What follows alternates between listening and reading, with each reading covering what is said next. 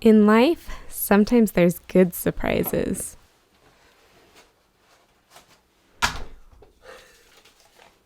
And other times, bad surprises. You need a diaper change. We're gonna focus on the good kind of surprises today. Baby, you ate another feather and foam star?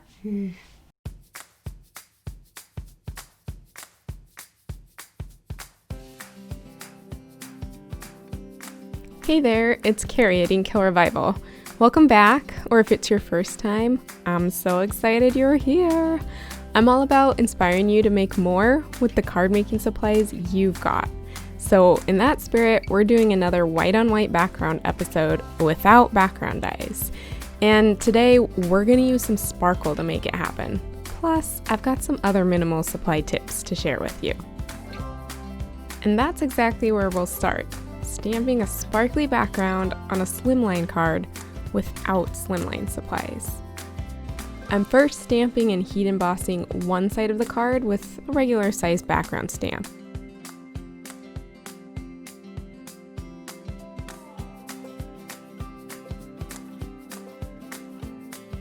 Now I do melt this powder straight away. Otherwise, when we do the second half of the stamping, it's just gonna knock off all that loose embossing powder. I've mounted the background stamp on the opposite side of the MISTI now, over the unstamped side of the background. And here you can see I've got some clear plastic over the card front. And this is while I'm getting the paper into position. It's gonna protect it from any leftover ink on that stamp, and it allows me to easily slide that paper exactly where I want it. It won't stick to the stamp. Because here's the issue. If I just stamped the background right here, right now, it'd overlap with the part we already stamped. Instead, I'm just gonna take my card front and I'll slide it out of the MISTI until the seams of that background stamp are gonna line up just perfectly. And I can repeat that same embossing process with more sparkle embossing powder. And that does it. I've stamped a slimline background using a regular background stamp. Next up, I've got my custom sentiment, and it's gonna take up a large part of this card, like edge to edge, so I want it to still follow that white on white look. In comes this glitter paper. Although, I'm gonna link a tutorial in the description for you where I show you how to make your own glitter paper. It's time for some dimension, but I didn't wanna sit there and stack and glue these little delicate die cut letters. Or maybe it was my husband who didn't want to stand there filming it. So I'm taking some glue and using a spatula type tool to swipe it evenly over the surface and completely adhere that glitter paper to the top of the fun foam.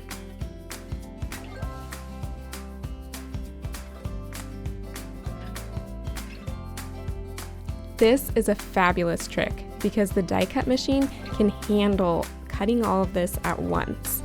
Now, don't be like me, just cut off the portion that you need and run your fun foam through the die cut machine once and only once. That's gonna keep it as uncrushed as possible. Now, you might have noticed in those intro pictures, there was not a speck of dimension to be found in my letters. And that is thanks to the mistake happening right about now. I was working hard gluing down all of these letters when I realized, oh no, I still have to die cut this panel a bunch of times. So if you were ever wondering if fun foam fluffs back up after crushing it over and over, it doesn't.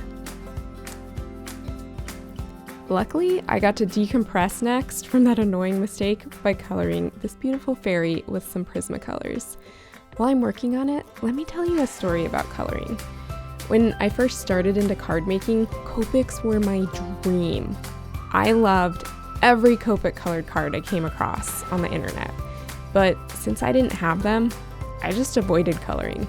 I did anything else to add color to my cards. Ink blending, stamping on colored paper, stamping on patterned paper, stamping solid images with all sorts of colored ink. And a couple years in, I finally decided to purchase a trio of grays, of Copics, to test out. And I fell in love with them more. So I saved up that whole year and I went to an art store on Black Friday and bought my very favorite 3-color blends in just the basic colors. A couple years later, I ended up buying a big set of Prismacolor pencils for just a crazy good deal. And at that price, I could have bought these right when I started making cards years ago. And here's the thing, I loved coloring with the colored pencils. The teeny point and the gradual building of the layers, it gave me more control, although it is slower than Copics. And then I tried out using a blending pencil and burnishing my colored pencil images, and they ended up almost as bright as my Copic colored ones. Now, I'm telling you all of this because I missed out on coloring for years because I thought I had to have the best of the best to enjoy it, and that's just not true. In more recent years, I've even blended some really beautiful ice cream cones with crayon at preschool. So don't ever limit yourself. Use the resources you have, and you're gonna find you can create so much more than you think. Remember to hit the thumbs up if you're enjoying this content, and consider subscribing if you're not already. I'd love to have you stick around for more. Now that I've got my fairy colored and die cut, I'm dividing my card front into 5 equal parts to cut the lift the flaps and attach the fairy.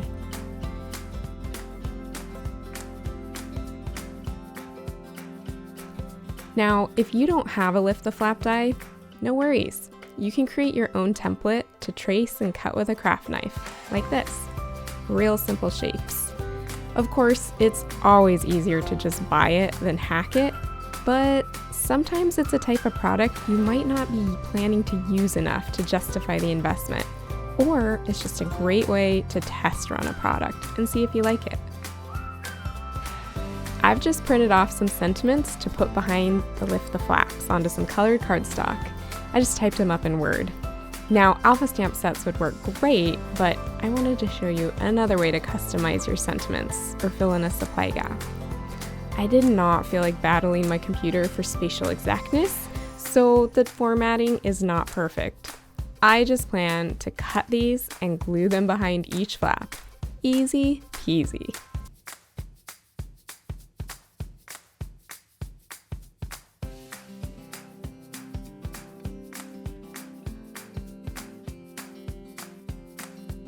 All that's left is some foam tape and glue, and this sparkly white card is done. And it's full of the good kind of surprises. If you want to catch the first white on white tutorial all about using small dies, I've got it linked for you in the description box. As always, thank you so much for being here. I appreciate your support, so do hit the thumbs up and share this if you enjoyed it.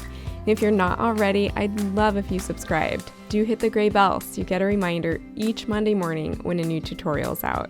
Have an amazing week.